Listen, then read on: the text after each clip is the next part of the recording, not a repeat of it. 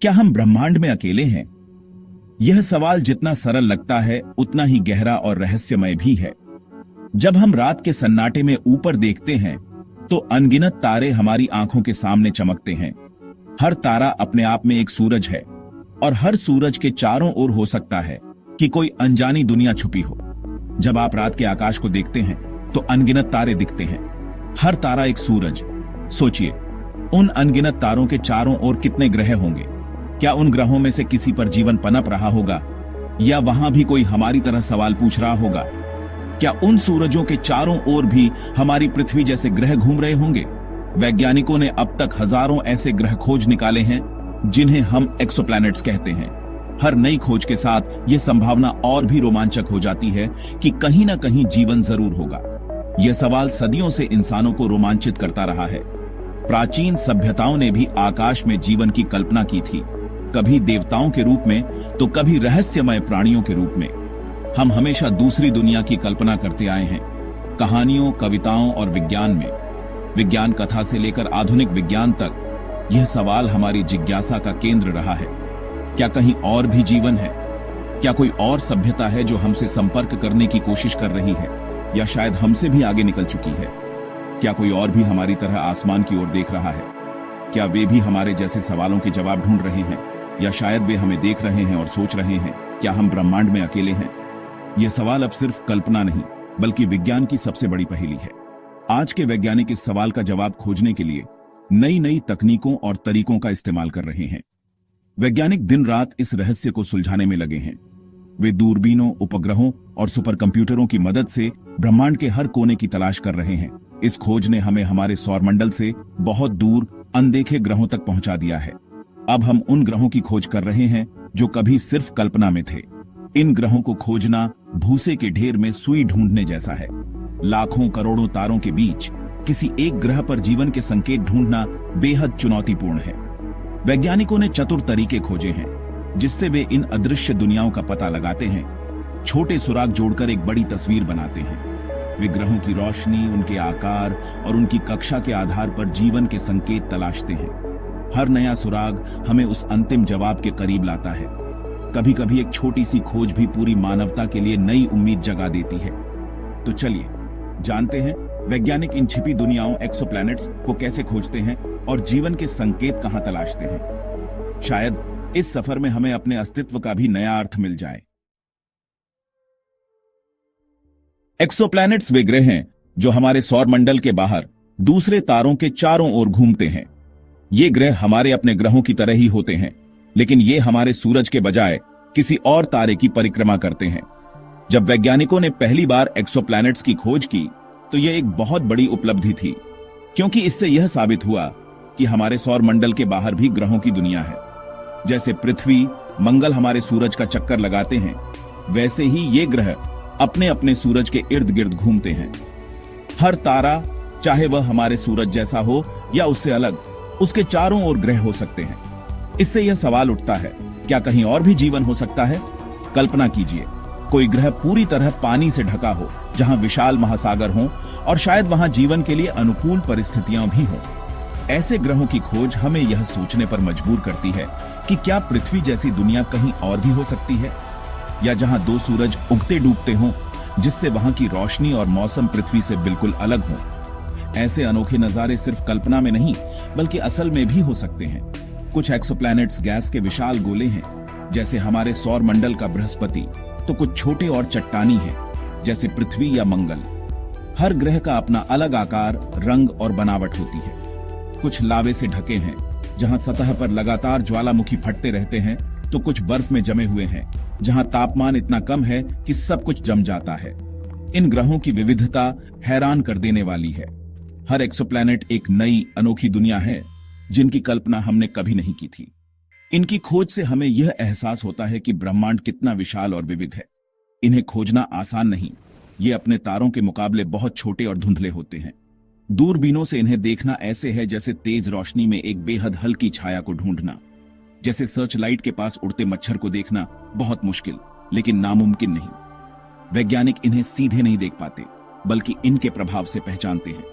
जब कोई ग्रह अपने तारे के सामने से गुजरता है तो तारे की रोशनी थोड़ी कम हो जाती है। इसी बदलाव से वैज्ञानिक ग्रह की मौजूदगी का पता लगाते हैं।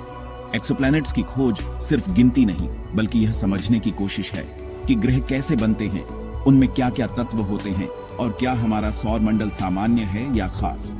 हर नई खोज हमें ग्रहों के बनने और उनके विकास के बारे में नई जानकारी देती है।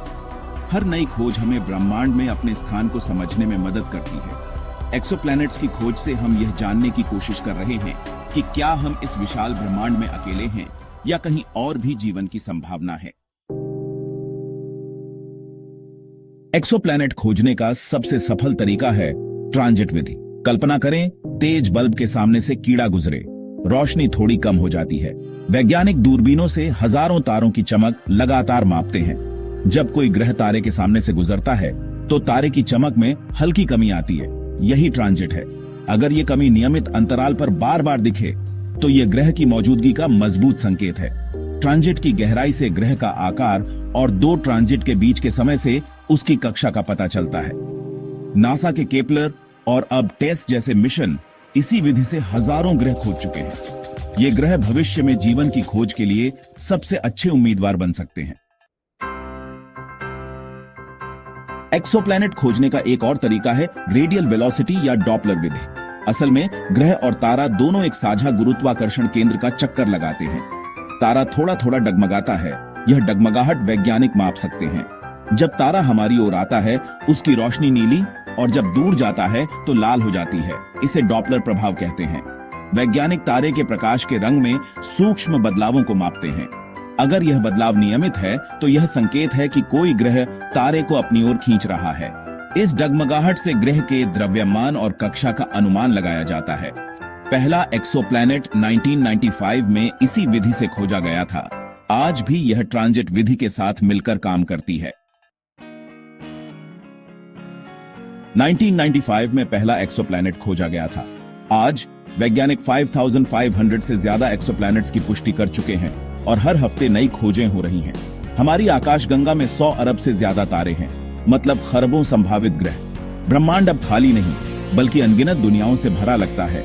हमने हॉट जुपिटर, सुपर अर्थ और 2-3 तारों की परिक्रमा करने वाले ग्रह भी खोजे हैं। ये ग्रह हर तरह के तारों के आसपास पाए गए हैं। सूर्य जैसे बड़े, छोटे और ठंडे लाल बौने।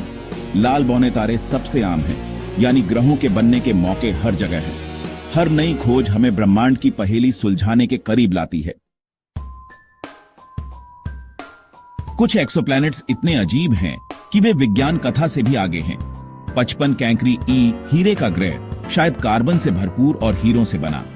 ट्रैपिस्ट 1 प्रणाली 7 पृथ्वी जैसे ग्रह, जिनमें से 3 गोल्डीलॉक्स जोन में हैं, यानी वहां पानी हो सकता है। केपलर 16 बी 2 तारों की परिक्रमा करता है, जैसे स्टार वॉर्स का टाटुइन। HD 189733b नीला हॉट जुपिटर, जहां कांच की बारिश होती है। ये ग्रह दिखाते हैं कि ब्रह्मांड कितना विविध और अकल्पनीय है। हर नई खोज एक नया आश्चर्य लेकर आती है। एक्सोप्लैनेट मिलने के बाद अगला सवाल, क्या वहां जीवन हो सकता है? वैज्ञानिक बायोसिग्नेचर, जीवन के संकेत जैसे ऑक्सीजन, मीथेन जैसी गैसों की तलाश करते हैं। पृथ्वी पर ऑक्सीजन और मीथेन साथ साथ तभी रहते हैं जब जीवन मौजूद हो। वैज्ञानिक ट्रांसमिशन स्पेक्ट्रोस्कोपी से ग्रह के वायुमंडल का विश्लेषण करते हैं। तारे की रोशनी वायुमंडल से गुजरती है, गैसें खास रंग अवशोषित करती हैं। हर गैस का अपना बारकोड होता है, इसी से पता चलता है कौन सी गैसें मौजूद हैं। जेम्स वेब स्पेस टेलीस्कोप जैसे नए उपकरणों से अब हम इन संकेतों को पहले से बेहतर देख सकते हैं। शायद जल्द ही हमें वह पहला संकेत मिल जाए कि हम अकेले नहीं हैं। वैज्ञानिक खास तौर पर उन ग्रहों में रुचि रखते हैं जो अपने तारे के गोल्डीलॉक्स जोन में हैं, जहां न बहुत गर्म न बहुत ठंडा, बल्कि पानी के लिए सही तापमान हो। पानी जीवन के लिए जरूरी है। यह रासायनिक प्रतिक्रियाओं को संभव बनाता है। अगर ग्रह बहुत पास है तो पानी भाप बन जाएगा, बहुत दूर है तो बर्फ बन जाएगा। गोल्डीलॉक्स जोन में ग्रह पर महासागर, झीलें, नदियां हो सकती हैं, लेकिन सिर्फ जोन में होना काफी नहीं। ग्रह का आकार, वायुमंडल और अन्य कारक भी जरूरी है। तारे का प्रकार भी जोन के आकार और स्थान को तय करता है। सूर्य जैसे तारों का जोन दूर, लाल बौनों का पास। वैज्ञानिक इन सब बातों को ध्यान में रखकर सबसे दिलचस्प दुनियाओं को चुनते हैं। एक्सोप्लैनेट्स की खोज और जीवन की तलाश अभी शुरू ही हुई है। हम अभी भी इस विशाल ब्रह्मांड के रहस्यों को समझने की शुरुआत में हैं। हर नई खोज, हर नया डेटा हमें यह एहसास दिलाता है कि हमारे सवालों के जवाब अभी बाकी हैं। यह यात्रा अनंत है और हम सब इसके यात्री हैं। हर दिन नई खोजें हो रही हैं और हमारी समझ बदल रही है। वैज्ञानिक लगातार नई तकनीकों का विकास कर रहे हैं, जिससे हम और भी दूर की दुनिया को देख सकते हैं।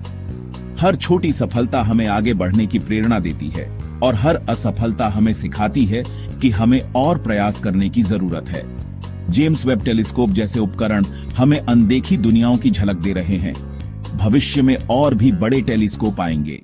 ये टेलीस्कोप हमें उन ग्रहों की सतह, वातावरण और संभावित जीवन के संकेतों को देखने में मदद करेंगे, जिनके बारे में हमने कभी सोचा भी नहीं था। विज्ञान की यह प्रगति हमें ब्रह्मांड के और करीब ले जा रही है। यह खोज सिर्फ वैज्ञानिकों की नहीं, हर उस व्यक्ति की है जो रात के आकाश को देखता है और सोचता है।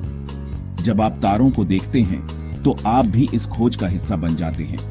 आपकी जिज्ञासा, आपके सवाल और आपकी कल्पना इस यात्रा को आगे बढ़ाते हैं। आज के युवा कल के वैज्ञानिक बन सकते हैं। शायद आप ही जीवन के पहले सबूत की खोज करें। आपके सपने, आपकी मेहनत और आपकी सोच इस क्षेत्र को नई दिशा दे सकती है। हो सकता है अगली बड़ी खोज आपके नाम हो। विज्ञान में रुचि लें, सवाल पूछें, जिज्ञासु बने। यही आपको इस यात्रा का हिस्सा बनाता है। अपने आसपास के लोगों को भी प्रेरित करें, विज्ञान की बातें साझा करें और मिलकर ब्रह्मांड के रहस्यों को सुलझाने की कोशिश करें। अगली बार जब आप तारों को देखें, याद रखें, हर तारा एक सूरज है जिनके चारों ओर अनगिनत दुनियाएं घूम रही हैं। हर तारे के पास अपनी कहानी है और शायद कहीं किसी ग्रह पर जीवन भी है। यह सोच आपको और भी गहराई से सोचने के लिए प्रेरित करेगी। ब्रह्मांड अपने रहस्यों को उजागर करने के लिए आपका इंतजार कर रहा है। खोज जारी है और भविष्य आपके हाथों में है। आप भी इस यात्रा का हिस्सा बन सकते हैं, बस एक सवाल पूछकर या एक नई खोज की ओर कदम बढ़ाकर। याद रखें, हर बड़ा बदलाव एक छोटे कदम से शुरू होता है।